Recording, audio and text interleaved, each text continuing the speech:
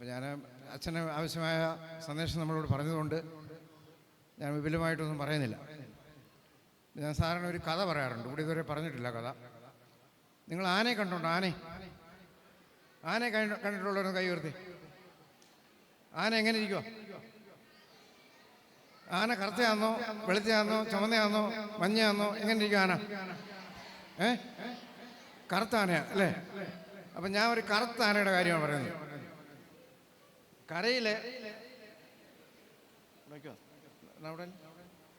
കരയിലെ ഏറ്റവും വലിയ മൃഗമാണ് എന്ത്?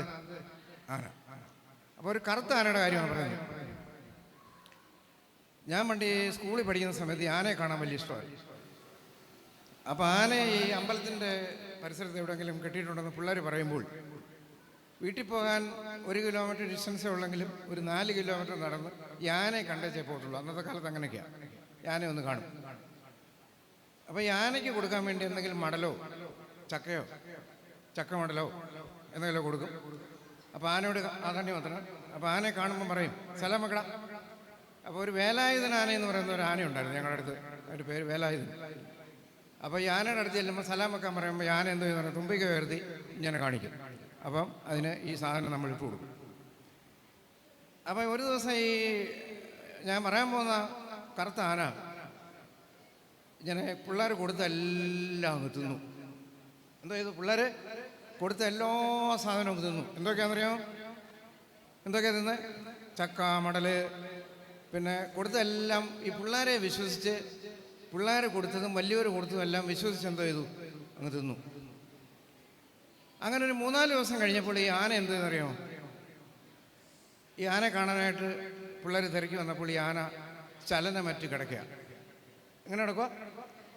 അനക്കമില്ലാതെ കിടക്കുക.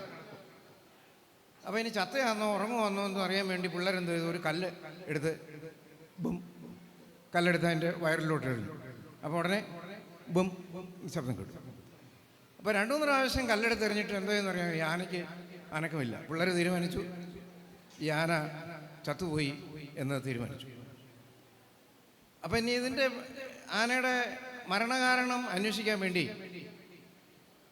ഒരു ഡോക്ടറെ വിളിച്ചുകൊണ്ട് വന്നു. ആ ഡോക്ടർ ഒരു വെറ്റിനറി ഡോക്ടറാണ്. മൃഗങ്ങളെ പരിശോധിക്കുന്ന ഡോക്ടർക്ക് പറയുന്ന പേരാണ് വെറ്റിനറി ഡോക്ടർ.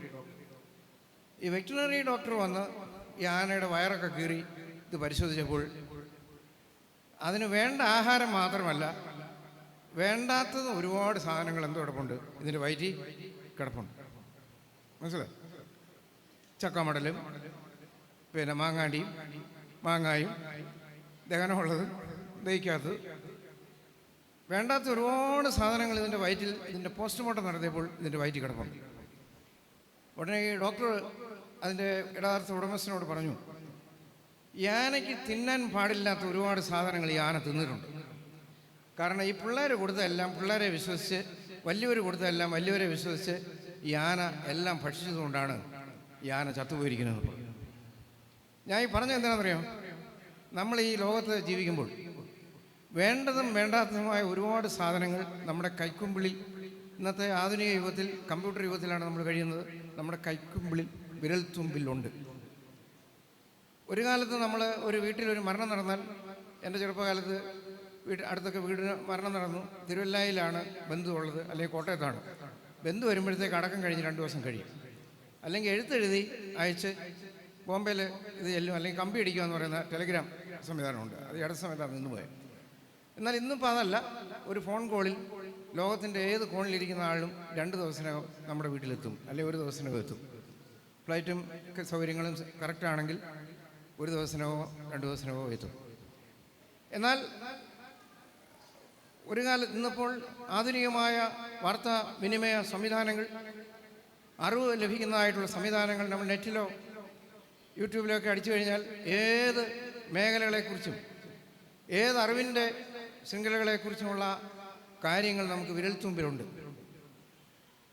ഈ പള്ളിയിൽ ഒരിടത്ത് പ്രസംഗിക്കാൻ പോകുന്ന സമയത്ത് ഒരാൾ എന്നോട് പറഞ്ഞു, എനിക്ക് ഇന്ന കാര്യത്തെക്കുറിച്ചൊരു 4 വാചകം അറിയണമെന്ന് പറഞ്ഞു.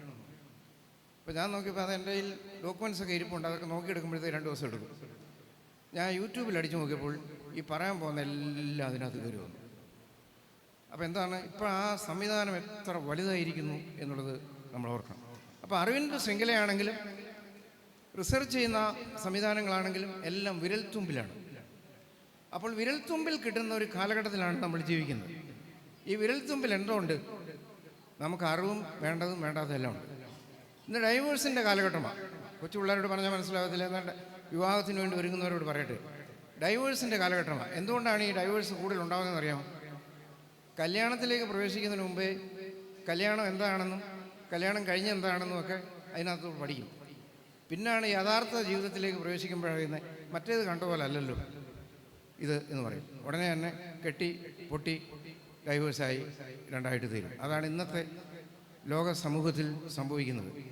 പരിശുദ്ധമായ പവിത്രമായ കുടുംബ സംവിധാനങ്ങളും വ്യക്തിബന്ധങ്ങളുമെല്ലാം തകർന്നുകൊണ്ടിരിക്കുന്നത് എന്തുകൊണ്ടാണെന്ന് ചോദിച്ചാൽ, വേണ്ടതും വേണ്ടാത്തതുമെല്ലാം നമ്മൾ സ്വീകരിക്കുകയും വേണ്ടതിൻ്റെയും വേണ്ടാത്തതിൻ്റെയും എല്ലാം ഇരകളായി നമ്മൾ തീരുകയും ചെയ്യുമ്പോഴാണ് നമ്മുടെ കുടുംബ സംവിധാനവും വ്യക്തിമൂല്യങ്ങളും എല്ലാം തകർന്നുകൊണ്ടിരിക്കുന്നത് എന്നുള്ളത് പ്രത്യേകമായിട്ട് ഞാൻ ഈ സമയത്ത് ഓർപ്പിക്കുകയാണ്.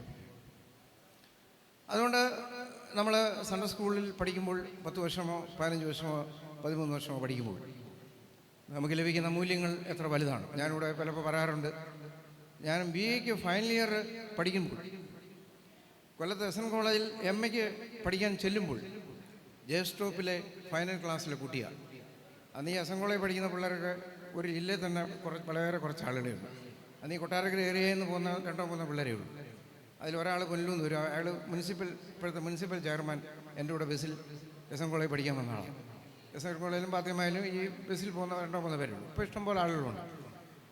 എന്നാൽ അന്ന് ഞാനിപ്പോഴും ഓർക്കുകയാണ്, നമുക്ക് വേണ്ടതും വേണ്ടാത്തതുമെല്ലാം ലഭിക്കുന്ന ഒരു കാലഘട്ടത്തിലാണ് നമ്മൾ ജീവിക്കുന്നത്. എന്നാൽ നമുക്ക് വേണ്ടത് സ്വീകരിക്കാനായിട്ട് സാധിക്കണം.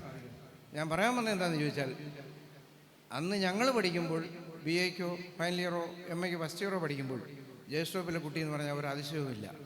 അന്നത്തെ സംവിധാനം അതാണ്. ഇന്നിപ്പോൾ 10ാം ക്ലാസ്സിൻ്റെ പടിവാതിൽ എത്തുമ്പോഴേ നമുക്ക് നാണക്കേടാ സൺഡേ സ്കൂൾ പഠിക്കാൻ വരാൻ, പള്ളിയിൽ വരാൻ നാണക്കേടാ. ഇനി +1 പഠിച്ചാൽ പിന്നെ പറയുകയും വേണ്ട, നമ്മുടെ ബന്ധങ്ങൾ പോയി. അതാണ് നമുക്ക് മൂല്യങ്ങളുടെ ശോഷണം എന്ന് സംഭവിക്കുന്നത്. നമ്മുടെ സജീഷൻ്റെ പ്രസംഗം അതുമായി ബന്ധപ്പെട്ട ചില കാര്യങ്ങളൊക്കെ അച്ഛൻ സ്പർശിക്കുകയുണ്ടായി. അതുകൊണ്ട് ഏഷ്യയിലെ ഏറ്റവും വലിയ പഠന സംവിധാനമാണ് സൺഡേ സ്കൂൾ. എനിക്ക് 2 ഉദാഹരണം കൂടി ഞാൻ പറഞ്ഞ് അവസാനിപ്പിക്കാം. ഞാൻ ബത്തേരി പള്ളിയിൽ 90-ൽ അവിടുത്തെ പള്ളിയിൽ ആദ്യത്തെ വികാരിയായിരുന്നു. അന്ന് കൂടുതലൂർ അസിസ്റ്റൻ്റ് വികാരിയാണ്. തിരുവേനയുടെ സഹായ അസിസ്റ്റൻ്റായിട്ട് അസിസ്റ്റൻ്റായിട്ട് വർക്ക് ചെയ്യുന്ന സമയമാണ് അച്ഛനായിരിക്കുമ്പോൾ. കൂടുതലൂന്ന് ഞാൻ അവിടെ ചെല്ലും, സൺഡേ സ്കൂളില്ല. അപ്പോൾ 7:30 വരണമെന്ന് പറഞ്ഞാൽ 8:30 ആളുകൾ വരത്തുള്ളൂ. ഞാൻ എന്തോ ചെയ്യും, ഈ എൻ്റെ കാപ്പായും എല്ലാം കൂടെ പെട്ടി തൂക്കി തലേന്നാണ് പോകുന്നത്. എന്നും 7 മണിയാകുമ്പോഴേ ഞാൻ ഈ പള്ളിയുടെ മുമ്പിൽ ഇരിക്കും. അപ്പോൾ ഒരു 3-4 ഞായറാഴ്ച ഈ പള്ളിയുടെ മുമ്പിൽ ഇരുന്നപ്പോൾ എല്ലാവർക്കും കാണാനൊരു നാണക്കേട്. ഒരച്ഛൻ വന്ന് ഇങ്ങനെ പള്ളിയുടെ മുമ്പിൽ നിന്ന് ഇരിക്കുന്നു. അങ്ങനെ പിന്നെ എന്നും സമയത്ത് അവർ വരും. ഇപ്പോൾ നല്ലൊരു സൺഡേ സ്കൂളാണ് ബത്തേരി നടക്കുന്നത്. ഞാൻ വയനാട്ടിൽ പേരിയ എന്ന് പറയുന്ന സ്ഥലത്ത് വർക്ക് ചെയ്യുമ്പോൾ, പേരിയ വള്ളിത്തോടൊക്കെ നിങ്ങൾ കേട്ടിട്ടുണ്ടല്ലോ, പശുവിൻ്റെ പാല് വിറ്റാണ് അവിടെ ഉപജീവനം നടത്തുന്നത്. ഈ പേരിയ വള്ളിത്തോടെന്ന് പറയുന്ന പള്ളിയിൽ സൺഡേ സ്കൂളില്ലായിരുന്നു ഞാൻ ചെന്ന സമയത്ത്. അത് 2000-ലാണ്. 2000 ചെല്ലുമ്പോൾ സൺഡേ സ്കൂളേ ഇല്ല. അപ്പോൾ ഞാൻ ചോദിച്ചു, ഈ സൺഡേ സ്കൂൾ പഠിച്ച ആരെങ്കിലും ഈ പള്ളിയിലുണ്ടോ? ഒരാളുണ്ട്, നെടുവാളു എന്ന് വന്ന ഒരു കൊച്ചൻ. അത് സൺഡേ സ്കൂൾ പഠിച്ചിട്ടുണ്ട്. അത് കുമാരപ്പണ്ടേ പഠിച്ചിട്ടുണ്ട്. ഞാൻ ചോദിച്ചു, എഴുത്തും വായന അറിയാവുന്ന ആരെങ്കിലും ഉണ്ടോ? അപ്പോൾ ഒരു 3-4 പേരുണ്ട്. അപ്പോൾ പിള്ളേരെല്ലാം കൂടെ ഒരു 8 പിള്ളേരെ എടുക്കാനുണ്ട്. പല ക്ലാസ്സിലാണ്. 10ാം ക്ലാസ്സിലെ 2 പേര്, 8ാം ക്ലാസ്സിലെ 2 പേര്, അങ്ങനെ. ഞാൻ നേരെ സമാജത്തിൽ വന്ന് കുമാരൂപ്പിൻ്റെ ഒരു പുസ്തകം മേടിച്ചുകൊണ്ട് പോയി അവരെ കഥ പഠിപ്പിച്ചു. ഇപ്പം നമ്മൾ നോക്കിക്കോണം, നമ്മൾ ഒരു കുട്ടി 1 വയസ്സായി അങ്ങോട്ടായി, ഒരു കുട്ടി ഇങ്ങോട്ടായി, എൻ്റെ ക്ലാസ് ഇന്ന കുട്ടിയാണ് പഠിപ്പിക്കുന്നത്, എൻ്റെ ക്ലാസ് ഇന്ന ടീച്ചറാണ് പഠിപ്പിക്കുന്നത്, നമ്മൾ മത്സരിക്കുമ്പോൾ. എന്നാൽ ഈ 10-25 വർഷം മുമ്പ് സൺഡേ സ്കൂളില്ലാത്ത ഒരു സ്ഥലത്ത് നടന്ന ചരിത്രമാണ് ഞാൻ പറഞ്ഞത്. ആ കുമാരൂപ്പിൻ്റെ പുസ്തകം കൊണ്ടുവന്ന് ഈ നെടുവാളിൽ നിന്ന് വന്ന കുമാരൂപ്പ് പഠിച്ച ആ ടീച്ചറെ ഏൽപ്പിച്ചിട്ട് പറഞ്ഞു, ഈ കഥ ഈ പിള്ളേരെ പഠിപ്പിക്കണമെന്ന് പറഞ്ഞു. അങ്ങനെ 7 പിള്ളേരെ ചേർത്ത് കഥ പഠിപ്പിച്ചു. അങ്ങനെയാണ് അവിടെ സൺഡേ സ്കൂൾ തുടങ്ങിയത്. ഇന്ന് പെരിയയിലെ ഏറ്റവും നല്ലൊരു സൺഡേ സ്കൂളാണ് ആ സൺഡേ സ്കൂൾ. ഇപ്പം നമുക്ക് എന്തെല്ലാം സംവിധാനങ്ങളാണ് നമുക്ക് എളമ്പപ്പള്ളിയിൽ ലഭിച്ചിരിക്കുന്നത്. 161 വർഷത്തെ പാരമ്പര്യമുള്ള നമ്മുടെ പള്ളിയിൽ നല്ല എഡ്യൂക്കേറ്റഡ് അധ്യാപകർ, പാരമ്പര്യമുള്ള മാതാപിതാക്കൾ, മുതിർന്ന ആളുകളുടെ സേവനം, ഇത് പരമാവധി ഉപയോഗിക്കാനായിട്ട് നമ്മൾ പഠിക്കണം. 2 പള്ളിയിലെ ഉദാഹരണം ഞാനിപ്പോൾ പറഞ്ഞു. ഇതിനൊന്നും സൗകര്യമില്ലാത്ത ധാരാളം ആളുകളുണ്ട്. ഇതിനൊക്കെ ഒരു ചാൻസ് ഉപയോഗിക്കാൻ ലഭിക്കാത്ത ഒരുപാട് സാഹചര്യങ്ങളുണ്ട്. ഞാൻ പറഞ്ഞു തുടങ്ങിയത് വേണ്ടതും വേണ്ടാത്തതും എല്ലാം ലോകത്ത് നമുക്ക് ലഭിക്കും. എന്നാൽ വേണ്ടത് ലഭിക്കാനായിട്ട് സാധിക്കണം. ഒരു വേദപുസ്തകം വായിച്ചില്ലെങ്കിൽ, പ്രാർത്ഥിച്ചില്ലെങ്കിൽ, സൺഡേ സ്കൂളിൽ പോയില്ലെങ്കിൽ, ആരാധനയ്ക്ക് പോയില്ലെങ്കിൽ അതിനെക്കുറിച്ച് ഭാരപ്പെടുന്ന മാതാപിതാക്കളുടെ എണ്ണം ഇന്ന് വളരെ കുറവാണ്. സ്കൂളിൽ പോയില്ലെങ്കിൽ, അവൻ്റെ റാങ്ക് കിട്ടിയില്ലെങ്കിൽ, അടുത്ത കുട്ടിക്ക് 99 കിട്ടി, എൻ്റെ കുട്ടിക്ക് 90 ഉള്ളൂ, അപ്പോഴത്തേക്ക് ആ വീടിൻ്റെ ബഹളം എത്ര വലുതാണ്, അതിൻ്റെ ഭാരം എത്ര വലുതാണ്. എന്നാൽ മൂല്യങ്ങളുടെ മാർക്ക് വർദ്ധിപ്പിക്കുവാനായിട്ട് നമുക്ക് സാധിക്കണം. ഈ 10 ദിവസത്തെ VBS അതിന് നമുക്ക് മുഖാന്തരമായി തീർന്നുവെന്ന് ഞാൻ കരുതട്ടെ. 100% നമുക്ക് അവകാശപ്പെടാൻ സാധിക്കത്തില്ലെങ്കിൽ ഒരു 20% അല്ലെങ്കിൽ 30% ക്ലെയിം ചെയ്യാനായിട്ട് നമുക്ക് സാധിക്കും. അതുകൊണ്ട് തുടർന്നുള്ള കാര്യങ്ങളൊക്കെ അനുഗ്രഹപൂർണ്ണമായി തീരുവാൻ ദൈവം ഇടവരുത്തട്ടെ എന്ന് പ്രാർത്ഥിക്കുന്നു.